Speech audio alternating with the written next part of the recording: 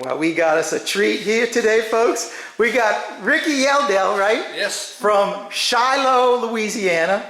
Came all the way down to visit me wearing a stinking 628 Dirt Rooster shirt. The nerve of people. You like that? But what I do, not really, but what I really do like is what you brought me, those. So Ricky brought his honey labels, and he is going to actually, right now, peel them and then put them on our walls. And we're going to get this for video prosperity. Yeah. So you're nervous, huh? I am. Have you ever done this before? No, sir. Now, you make sure you do a good job. Oh, look at that. That was a good placement right there. And that's his front label, and here is his back label. And he's got a little history of his honey operation from the small village of Shiloh, meaning gift from God. We harvest this pure raw honey with care and gratitude. Our bees work in harmony with nature, providing a sweet gift that we are blessed to share with you. Enjoy the natural goodness of sweet Shiloh honey, crafted by nature, harvested by the hands of Jimmy Yeldell. Ricky.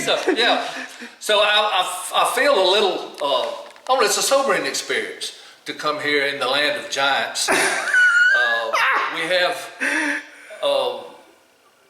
me again, Joey, known statewide. You have a regionally famous Dirt Rooster right next door. World famous Mike Berry. Who'll be here later today. Oh my word. And then Mr. Ed, who works with the Lord on this beekeeping thing. It's I'm breathing rare air today. So well, glad to be here. And I'm happy to be sharing it with you, Ricky. And thank you for your labels and your visit. God bless, brother. Hello there. Mr. Ed here. And today is August the 18th, 2025. And I got a really interesting job to do this morning. I want to bring y'all along with it. The video that I posted last week on that cutout that Charlie and I had done, and then I brought the bees back up here to the Abbey, I'm going to do a follow-up video on that one. We did that removal on July the 25th, and today's the 18th of August. So it's been 4 weeks since we did that removal. And in that removal, we pulled out so much honey from that thing, as well as bees. And normally I would feed the honey right back to the bees, frame it up and feed it up, but because the honey, the comb was just so thick and wet, it just wasn't possible. So what I had to do, what I was forced to do, which I definitely don't like doing, I have to feed these bees. That's right. I gotta feed the bees their own honey. Now, let me close this gate, make sure the donkeys and the goats and the chickens don't come out. All right, got that lock latched now. So I'm feeding the bees, right? Well, you know I don't like feeding bees or doing really anything with the bees. And those bees, because I don't like doing the job, I put a gallon feeder on it. And when I went in that hive yesterday to check on how their honey supplies were, it was completely drained. So what I'm going to be doing this morning, since I haven't gone into that hive since we put it up there, since I put it in the back on the back porch, since the 25th of July, we're gonna go through it. I didn't find the queen when we did the cutout. I couldn't find her, but because the way the bees were acting on the bee vacs, I know she was in there. I just didn't see her. So we're gonna go in there this morning. Two things. We're gonna go in there to refill the honey jar, and then I'm gonna be looking for new brood in there. Now if I find the queen, I'm not really looking for the queen, I just want to see signs of the queen. So I'm going to go through there and just look for new brood is basically what I'm going to be looking for. And then I'll go through the process of what I've done to that hive when I set it up. So by the grace of God, I don't think this video is going to be very long, and we are going to find proof of life in that hive, at least proof of queen life in that hive. Let's go wrangle up some bees, huh? And here is the hive in question, right here, the nice colorful one, right? So let me show you the setup that I've got going on right there. You see we've got 2 deeps on the bottom, and then our third deep right here is just a spacer box. Let me pull the lid. And now you can see the setup that I've got in here. Let me take this box off because we're going to be pulling everything off of there. As you can tell, there's not a drop of honey left in that jar. So I'm going to go ahead and inside put on my suit because I don't know the temperament of these bees. It was really nice when we first put them in here, but they've had a whole month to adjust and to maybe change that disposition. So what I'm going to do is I'm going to remove this board as well as the jar. I'm going to place a inner cover on top of that. We're going to go fill this up, and then after we fill that up, we're going to go through the frames in the green box, because that's one I'm pretty sure we're going to find our brood in. It's all brand new. Well, it's not brand new. It's drawn comb from our honey supers, and so they've probably repaired it and filled it. And anyway, who knows what's going to be in it right now, but we'll find out in just a few minutes. All right, I'm going to start this by removing our jar first, and then I'll take the board off. It is a tight fit. Ooh, boy, the bees are in there good, huh? So I'm going to pull this off, pull the board off, and we're going to, so that we can actually start taking some of these frames apart. Well, nothing in this one.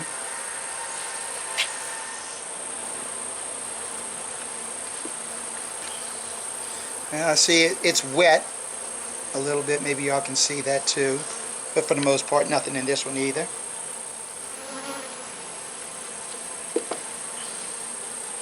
Oh yeah, you can see how wet that is.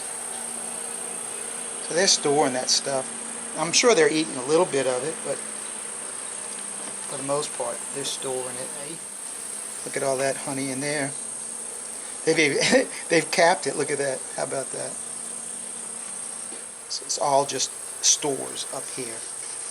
So I think I'm just going to have to put this box back together and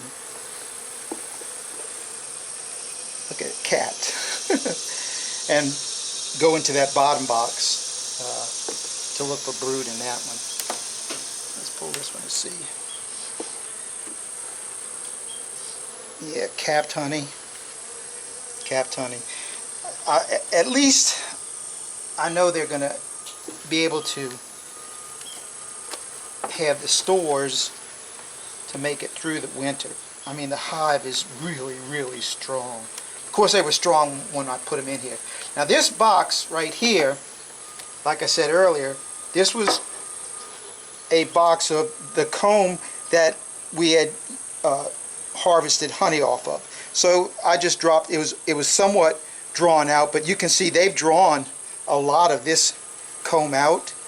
So they drew it out, but of course we're feeding them, so you would expect that even though we're in a dearth. Whereas this one, you see they haven't even started to really draw that one out.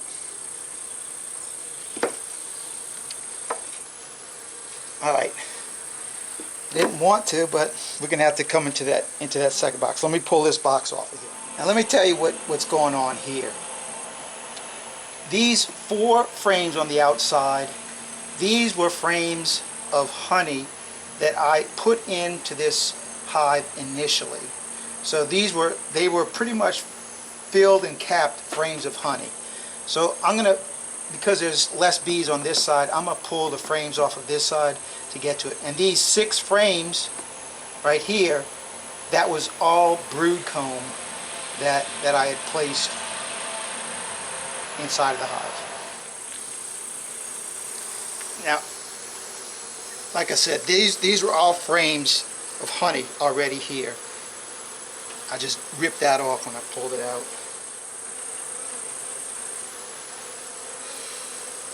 I'm just looking to make sure our queen isn't on these frames, and she's not. Remember, I'm not really looking for her, just proof of her being in the hive. But with the disposition of these bees, calmness, I'm sure she's in here.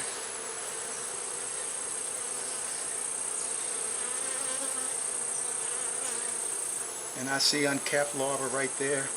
So I know we have a queen in here. Now these rubber bands, they've been on here for 4 weeks. They're not necessary anymore. So the bees have already, as you see, they've cut them off. The comb is quite secure. All right. No more looking. We know we've got a queen in there. We just did not see her.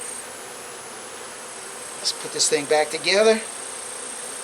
And for right now, let's just put on just a regular inner cover.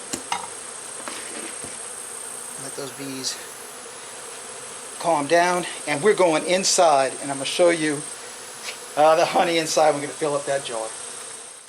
Now let me show you the setup that I'm using to feed those bees. And this is just a piece of plywood that we just a piece of scrap plywood from over at the shop. And Renee went and put it on the CNC, and he cut the hole in it to actually fit the diameter of the lid right there. So it fits really good. And so then that way I can just take the whole entire lid and use it almost like an inner cover and just set it on top. And the lid sits down inside of this hole deep enough that you can see on the back side how close to the bottom of the board it gets. And that allows the bees enough space to get up underneath the lid and start eating the honey that's in there. One of the questions I get as far as when you do feed, how do you do it, is how do you put the holes inside of your lid? And there you can see them pretty good. I generally put about 5 holes in jars that are about half the size of this. So this one I put quite a few. And the thing that you have to do is you have to punch the hole through the outside to the inside. And for that I use these tiny little panel nails. I think that's what these things are called. It's for paneling. It's a very, very, very fine point. And you really do want a fine point. And you just take your nail and you put it on there, and real lightly with the hammer you just tap it down, because you don't want to make a really big hole, but you want to make a hole big enough so that it's going to punch through. And then on the back side you can feel where the nail had punched through. So you need to make sure that you punch through from the outside to the inside, and that way the sugar water or honey, whatever you're feeding the bees, it won't just spill out. If you do it opposite, it'll just spill out. So don't do that. So let me show you the honey. So this bucket right here, in the video you saw me pulling all that comb out of there, and it was just a lot of comb, thick comb, and it was wet beside, so I could not use it in that form. I had to squeeze all the honey out of the comb, and I wound up getting, when I weighed this thing, that's how I know it was over 70 pounds. It was 73 pounds is what this weighed. So almost 6 gallons of honey inside of there. So what I'm going to do now is I'll set up my jar right here, set it up on a ice chest or something to elevate it and open up the spigot, and we're just going to let the honey fill our jar.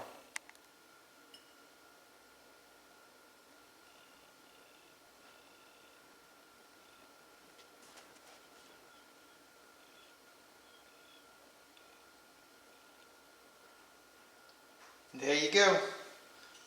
And just like that, ready to get put back out on the beehive. Look at that. That stuff is gorgeous.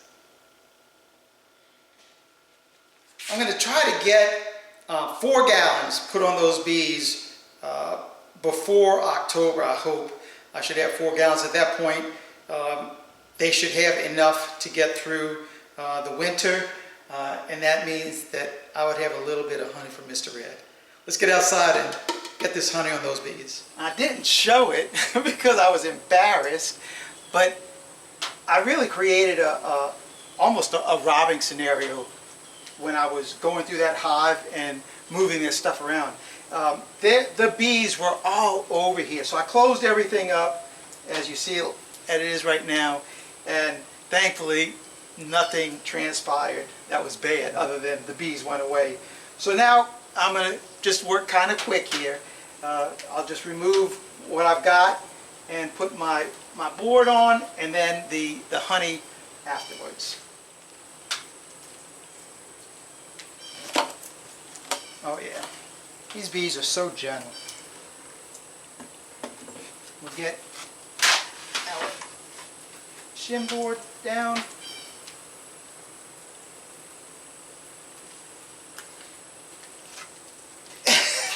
This whole gallon of honey. Here it comes, girls. Straighten it up. You can get our box back over it. And the lid back on top. Well, no robbing going on now. So these girls are good for another month. I didn't find the queen, but I saw new brood in there, so I know I'm queen right. So these bees are good. I won't go into this box again probably until I have to go trade that honey jar out again, and that'll probably be another 4 weeks. I'll come back and look at it. So I'm very happy. I'm really happy to get these bees here at the Abbey. I think they're going to do great. I think it's their gentleness is something I would love to have more of here at the Abbey, at least in the bees. So that's all I got for you this one. So thanks for watching. Keep on watching, and I will be making more. God bless. Mr. Ed, I'm out here until the next video.